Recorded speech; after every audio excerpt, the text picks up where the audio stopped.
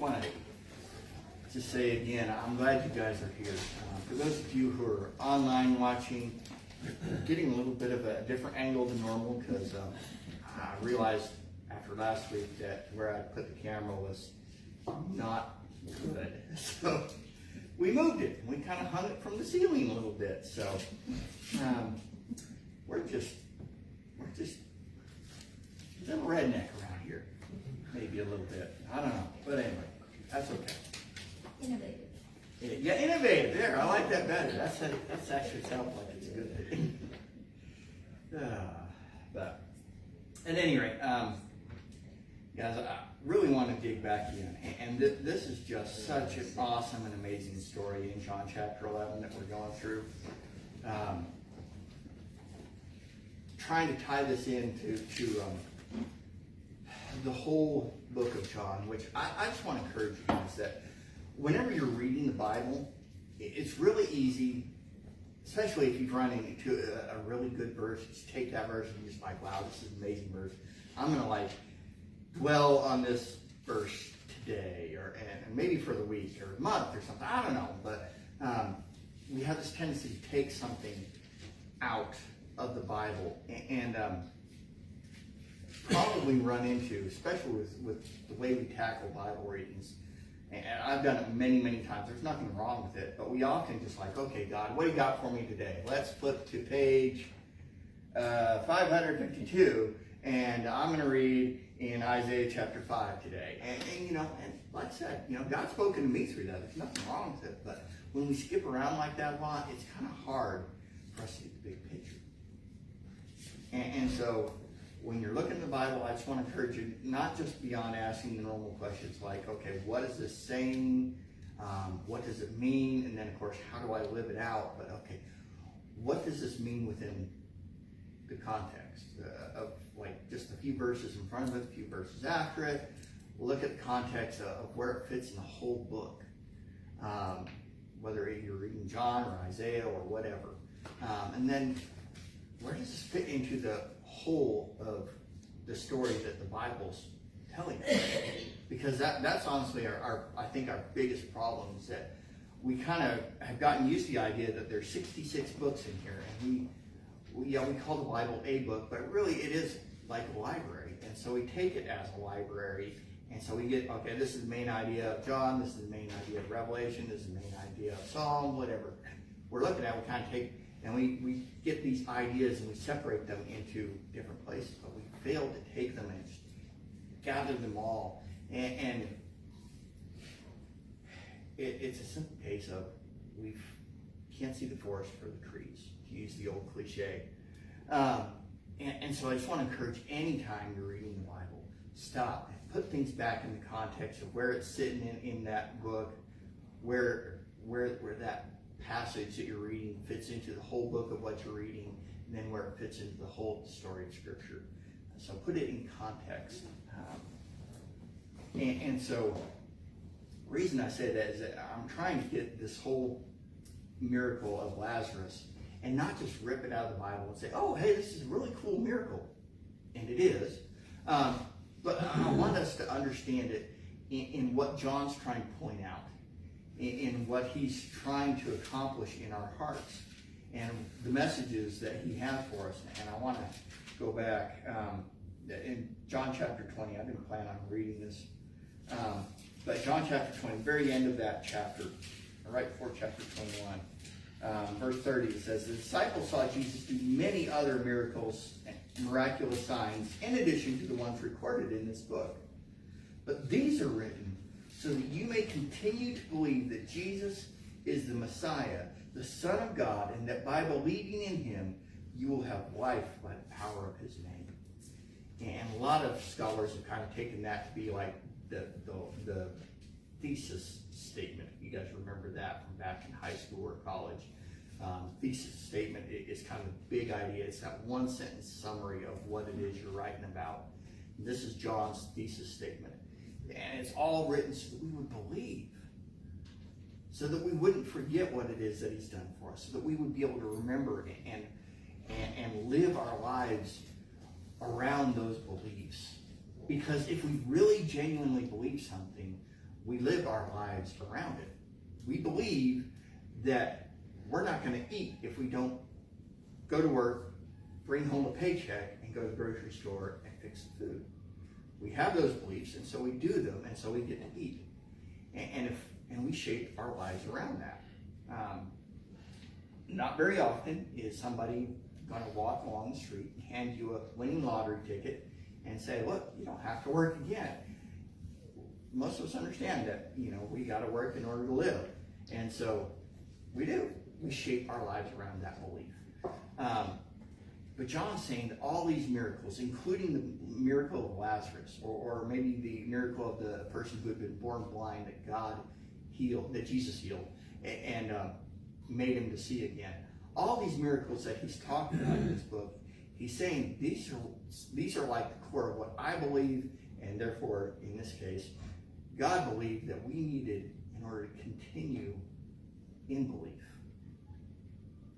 And that's so vital, because otherwise, we come to Christ, we have this exciting moment, and maybe we go get baptized, and things just start to fade away. And that's not at all what God wants for us. It's kind of like if someone came up to you, gave you that winning lottery ticket, and you're like, cool, thank you. And then you just go and stick it in your chest of drawers, and tucked under your socks, and just kind of forget it's there. And it changes nothing. And so, if the truths we find in the Bible, if there is a God, if he is good, if he is kind, if he is gracious, if he loves us so much that he's willing to come down in human form and die because of our sins, because we broke creation and ourselves in the process, if he was willing to die for that, okay, then what? What does that change? And that's what John's about. He's trying to remind us that God is indeed with us, that he did not forsake us, that just because we screwed things up, God didn't just, okay, that's it, you guys are on your own. He's not that kind of a God. There's people who believe in that kind of a God. And those people tend to think of God as either like the old illustrations is like that he's the clockmaker, that he created the universe, he made us, we screwed it up, and he's just like, okay, that's it. I'm just leaving things alone, and you guys can clean up the mess if you can actually manage to clean up the mess instead of just making things worse. Which honestly, that's what we do. But God's not like that, and neither is he. The other illustration you hear more in American culture these days is that God's a big cop in the sky, and he's just sitting there waiting to like, I caught you doing it red-handed again. What is this, like the 40th time this year? I can't believe it. That's it. I'm done with you. Actually, no, I'm not, because I'm going to punish you, and I'm going to put my big thumb on you, and I'm going to squish you like an ant. And they think that's what God's like. And John's here saying, no, you guys got it all wrong. God's not some big clockmaker that just set it and forget it. He's not some cop in the sky who's trying to make life miserable for all of us because we screwed things up. He is the good shepherd. He's the one who loves us as his less than intelligent sheep. And he's pouring himself out day after day, reaching into our lives, trying to catch our attention, trying to remind us, trying to hold us close, to strengthen us, and all these things. The question is, what are we going to do? How are we going to respond when God comes knocking on our door? And so John's building all this up, and this miracle of Lazarus is just a piece of it. And we're not even to the part where he actually comes out yet. We were talking last week about Martha, because this happens. Lazarus is Mary and Martha's brother. And you might remember from back in Luke, the story about Mary and Martha. Lazarus doesn't appear in that story.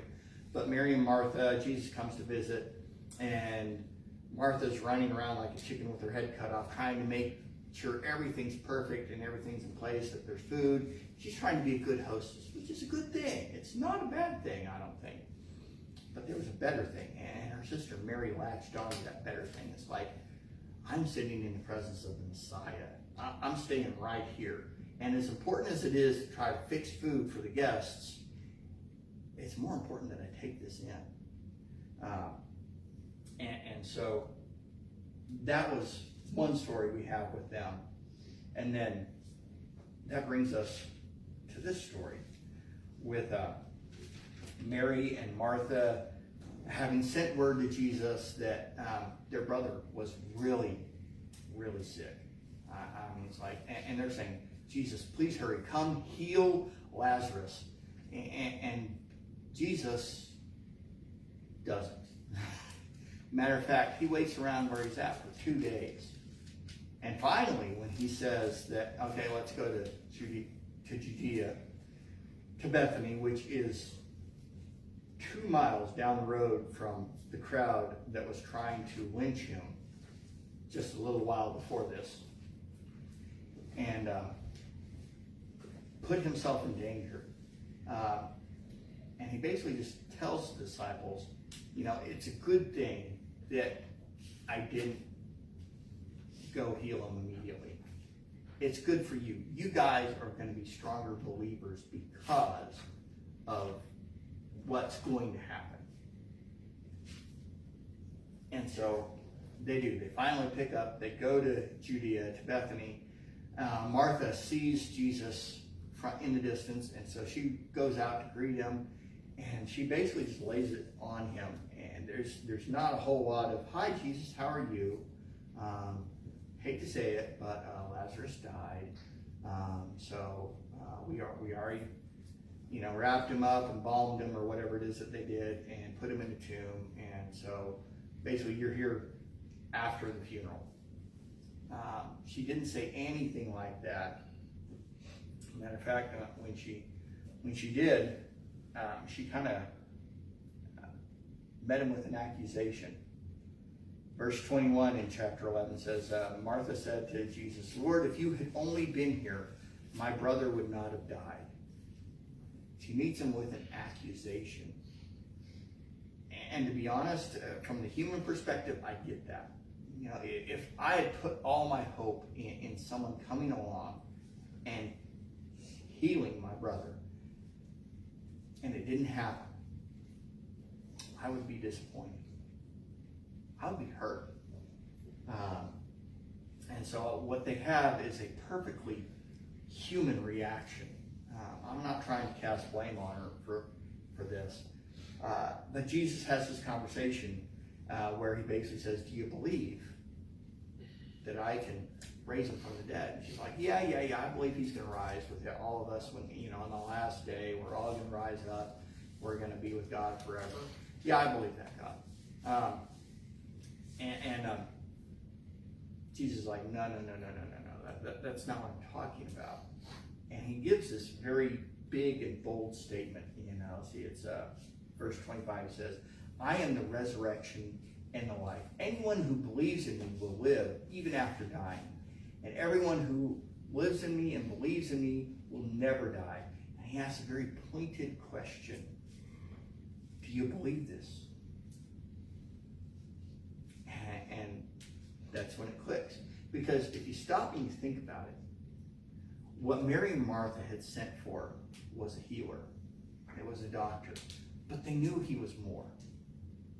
They knew he was more than just someone who could come and heal an illness. Even one as bad as what Lazarus had that killed him. So, but I think like all of us, they're forgetful. We forget what it is that we really believe. And Martha had forgotten, and I believe Mary had forgotten. And so they weren't, when they greeted Jesus, both of them, honestly, we're going to get into it, but Mary has the exact same words for Jesus that she greets him with. Martha and Mary, they use the exact same phrase. Lord, if you'd only been here, my brother would not have died. They're both hurting.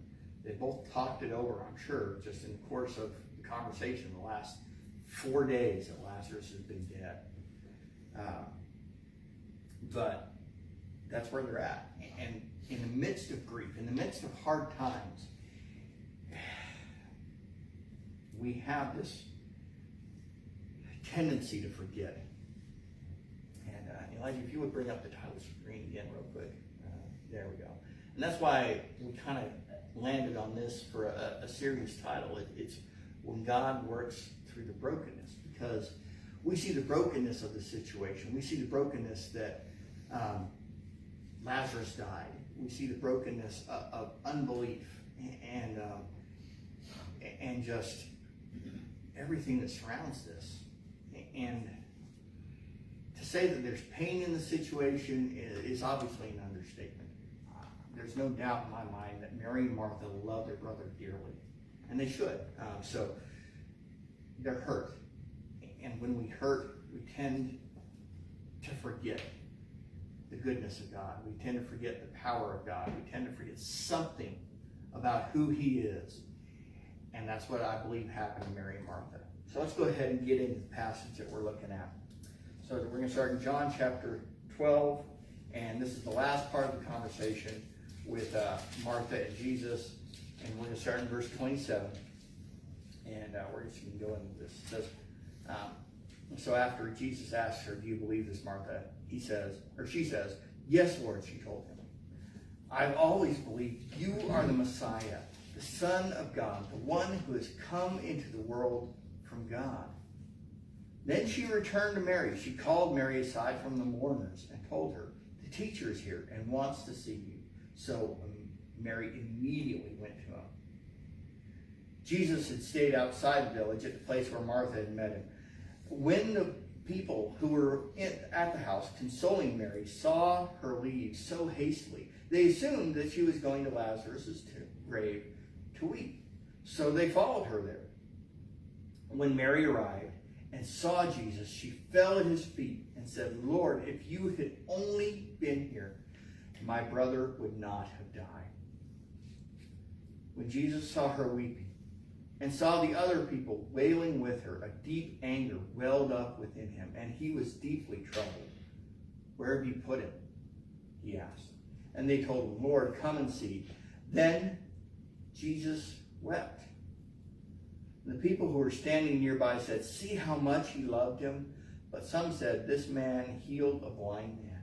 Couldn't he have kept Lazarus from dying?"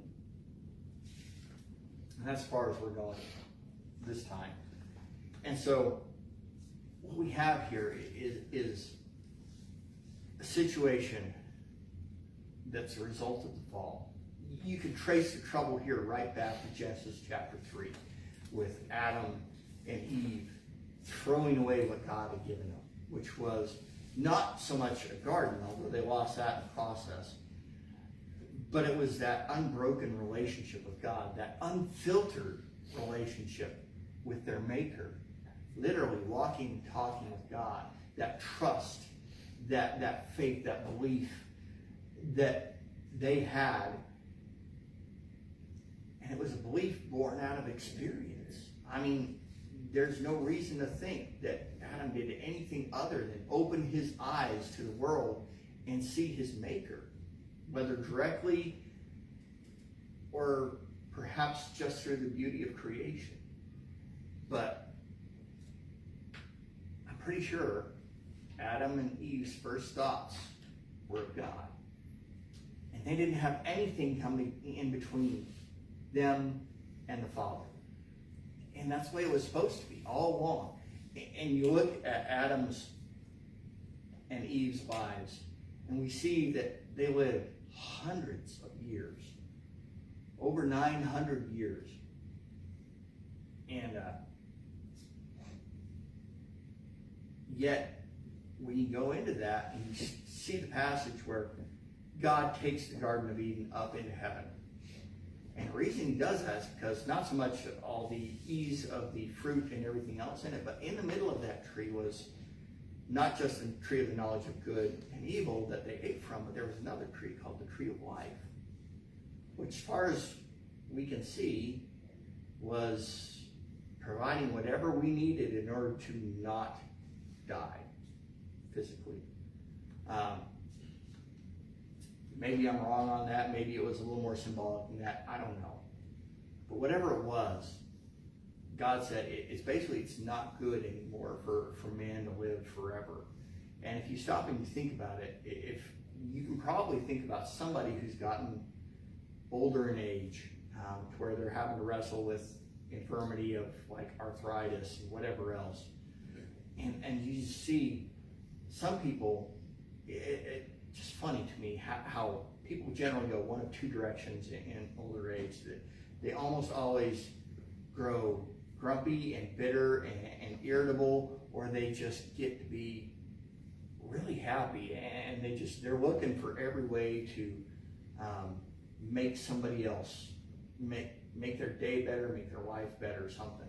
And just doesn't seem to be a ton of people that are in between, in my experience, which is not a ton of experience, admittedly. But at any rate, that I think the people who have grown angry and irritable and bitter, I think that's probably how, this is just my personal theory, so let me put the Bible aside for a moment. But this is my personal theory, that I think that if we all lived to like 900 some odd years old, I think we'd all probably get there. It's kind of, I've noticed people who've had surgery or have had back injuries or any sort of thing that causes chronic pain, is that it builds up. Maybe an event that starts it, and maybe you can go to bed and you'll wake up fine in the morning, and then it starts again. But it builds, and then there's this tension that just your muscles tighten up, and it causes the pain to get worse. And I think it's kind of the same way with us, is that things get worse with age. And so Jesus, in his mercy, basically said, okay, we're going to put a time limit on things. And I don't pretend to understand the full extent of what I'm calling a mercy there. But I think it's clear from everything I've read in Scripture that God was trying to be merciful to us by giving us a ceiling on our age. So, at any rate, all this just tying back to the fact that creation's broken. And I think, personally, when I read this, and especially when I get to that verse that everybody kind of memorizes, this version has 3 words. Most versions just have 2. It says, Jesus wept. So it's the one verse that anyone can memorize. But at any rate, the question is, why did he weep? Because, it's not like he didn't know Lazarus is in a better place. He's not crying for Lazarus. He literally knows what heaven is like. So there's no reason for him to be sad over what Lazarus is experiencing. And he also knows what he's about to do. So he knows that the grief that Mary and Martha and others are experiencing right now is about to be over with. Probably literally within 15 minutes or so, the grief is going to end. And there's going to be this overwhelming, surprising joy. So I don't think that's what he's crying about. Most scholars will say that he's crying about the state of creation, that basically things can come to this, that things are broken, and that's why this happened. And so that's good. But I think also, more than just the fact that God mourns over the fact that his creation, especially his prized piece of creation, which is humanity, not so much, he's crying over the fact that we and the rest of creation is broken, definitely.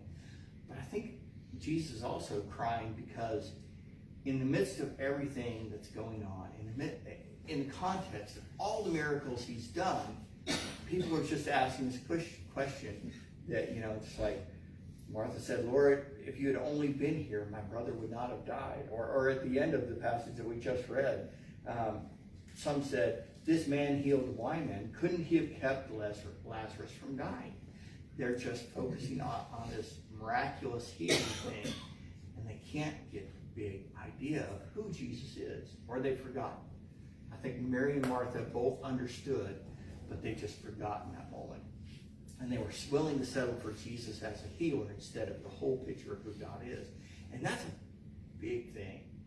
And if you stop and think about it, that's something we are all guilty of. We all get focused on, okay, this is what I need from God right now. I need him to be my provider. I need him to be my healer. Whatever it is that we're looking for, we go and we see him as that, and we forget about everything else. And we forget that usually, and I'd even say almost always, God's plan is so much bigger and better than our plan. And we want this, and we want God to play Santa Claus, basically. It's like, okay, God, I've been a good boy, I've been a good girl, so give me what it is I'm asking for. And we even try to justify it. It's like, what I'm asking for is a good thing, you know? And it may be, but maybe there's a better thing. And that's usually the way it works out, because often God, when he tells me no, and he tells me no quite a bit, there's better in store. And I don't always see that to begin with. Matter of fact, I rarely see that at the beginning. It's usually at the end that I get it, or maybe even never. There's been some no's that I'm like, I don't get it, God. Why not? I still don't get it. And that's the way it is. And I'm sure I'll understand on the other side of the door we call death, but I don't understand today. And that's just the way it is.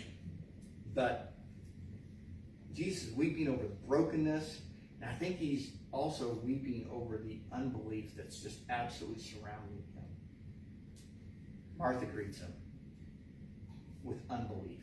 If you'd only been here, you could have done something. Mary, pretty much the exact same thing. Lord, if you'd been here, you could have done something. And then the people afterwards, they're like, oh, if he'd come here, he could have kept him from dying. It's could have. It's like, this is a line in their mind that God can't cross. And there's no reason for that, because you know what?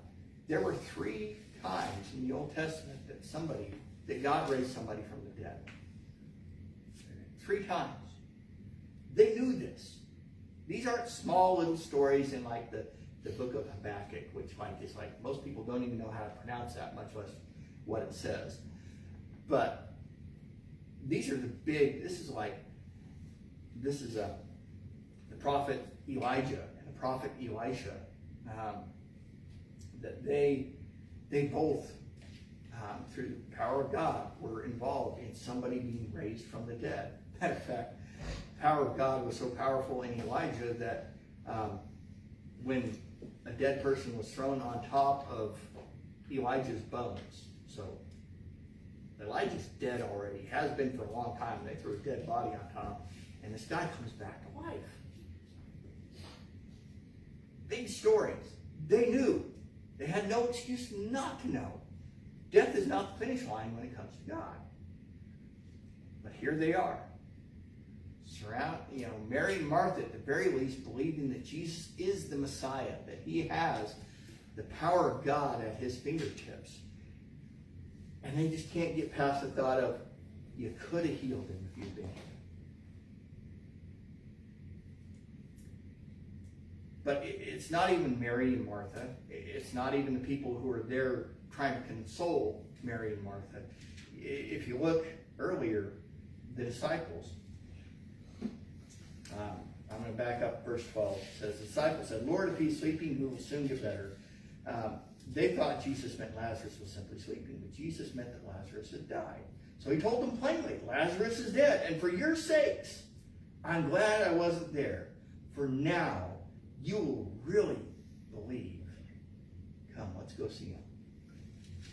Even his disciples that have been walking around with him for 3 years at this stage, over 3 years, seeing miracle after miracle after miracle after miracle. And this wasn't even the first person that Jesus had raised from the dead. He did it 2 times before this.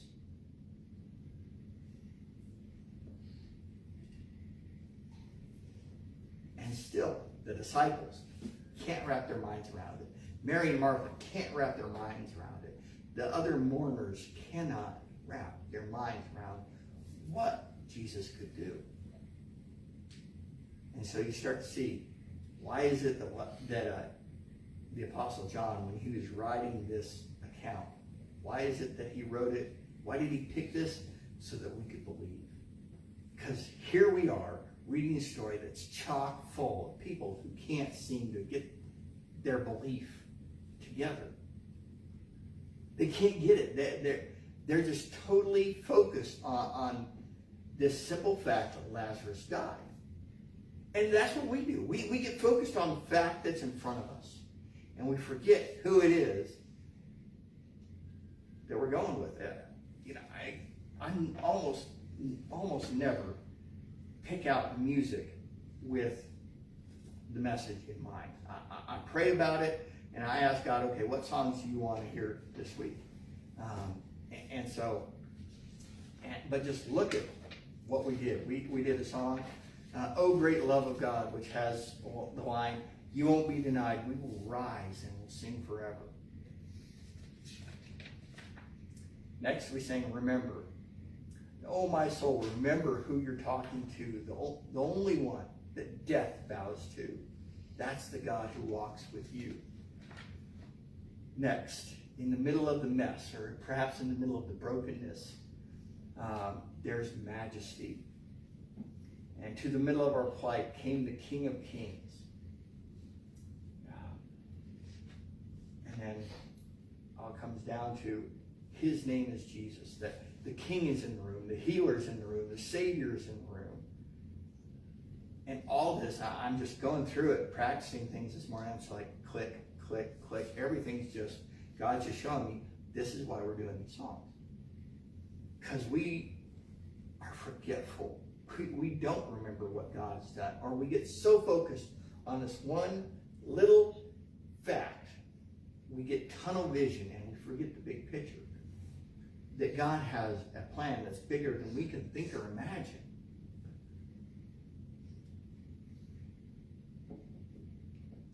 And I think it's because of that kind of unbelief that our lives are riddled with, that Mary and Martha's life right now at this moment is riddled with, that the disciples who had been around walking with Jesus and seen countless miracles had been riddled with. Even them, who's literally walking and talking with God, or who's serving God dinner, or sitting at the feet of God as he teaches, all that, and they still do the same things that we do. Our struggles are not unique to us. That is such a relief, because the devil has a way of telling us that our screw-ups are unique to us, that he tries to divide us. It's like, no, this is just you. This is your problem. You're the only one really wrestling with this in this way, and so you really can't go to anyone else with this. You're so much different than everyone else. And they're going to, man, if they really knew what it is you're struggling with, or how you're not believing despite whatever God's done for you, man, they're not going to get it. They're not going to understand. They're going to wash their hands of you and walk away. And if we can just have the humility to admit and then remember, even during the good times, that we all screw up. We all have unbelief in our lives. We all have lessons that we've had to learn and relearn and relearn and etc. And it just keeps going. It's like, that's all of us. And it does break God's heart that we forget. I really do believe it does. But his grace is enough. He's not going to get tired of us forgetting. He's not going to wash his hands of us. He's going to keep reaching down and reaching into our lives and maybe tap on the shoulder, maybe a knock upside the head with a 2x4. I don't know. But he's going to reach out to us somehow, and he's going to remind us, this is what you've been through. Or look at the Bible when you see these miracles. I can still do these things. Trust me. Just trust me. And you stop and think about those words, trust, faith, believe. They're all intermingled. when we really believe God, we trust Him. We base our lives around it, and that's our faith. So, when we forget, I think Jesus weeps all over again. But we have a God who is patient, infinitely patient to remind us. I mean, I've got a bad memory, and frankly, I inherited it from my dad. Careful there. Sorry, the truth hurts. I mean, I've always had a bad memory, and I forget things all the time. You know, if I can remember when I was a kid, my mom was forever reminding me to go take my vitamins that she laid out for us every day. I was the one who almost always forgot. It wasn't my brother, it was me. Other things like that. Or, you know, I'd get caught up in the moment of playing, and I'd forget I'd have homework, and my mom would have to remind me, hey, you need to go get on your homework. And I mean, many other ways. I've always been forgetful, more than most people, I honestly believe. But this spiritual forgetfulness is something that we all are plagued with. God's patient. He'll remind us. And so again, we have to take some time. It's the same ground that we just covered, but we got to cover it again. And it's God moving us from unbelief in our life. Maybe it's in a certain area. Maybe it's big picture type stuff. Maybe it's a specific issue. I don't know. But God moves us from that unbelief to belief in every single area of life. And that's what theologians like to call sanctification. It's a process of God taking us and making us more like Jesus. And we get there through belief. When we genuinely believe that God is who He says He is, and that God does what He says He does, then we believe. And we change our lives. We adapt somehow. Maybe we stop worrying about making ends meet. I don't know, whatever it is that the specific problem is. But we stop doing the sinful behavior, and we believe God, and we start doing the things that He's asked us to do. And it's just natural, because that's what belief does. When we stop believing something one way and we start believing it differently, we live differently. This is what counseling through our way through trauma is intended to do. It's to help us get past those hurts so that we can believe that the moment we're in now, we don't have to react the same way anymore. We can move from unbelief that traumatic experience gave us to belief and a security and a confidence in God and His character, and perhaps in the people around us or in ourselves. But the point is that God's moving us from unbelief to belief, because He's given us all kinds of truth about Himself. He's given us truth about ourselves and about the people around us, like that huge one that each of us is created in the image of God. More and more I think about that, more and more I realize how far-reaching that truth is, and just how amazing it is. But He did. He made us in His image, and that's found in every single one of us. So there's good to be found in every single person, and just the question is how we've taken those good things of God and how we've twisted them and maybe disguised them or hidden them or something. But it's there, and it's in all of us. And so God wants us to move from unbelief to belief. And I just want to take a minute here, a couple minutes really. And I think, didn't even tell Elijah about this, didn't plan on it until right now, but I think we're going to sing that song, Remember Again. And this is just a time for you to sing it, and whatever area you're struggling with unbelief, and if you're actively pursuing a relationship with Him, I promise you there's some area in your life that God is tapping you on the shoulder or smacking you upside the head saying, hey, this thing right here, we need to deal with it. This is where you're not believing me. This is the evidence of that thing that you're experiencing in life. That's the evidence that you don't believe I am who I say I am.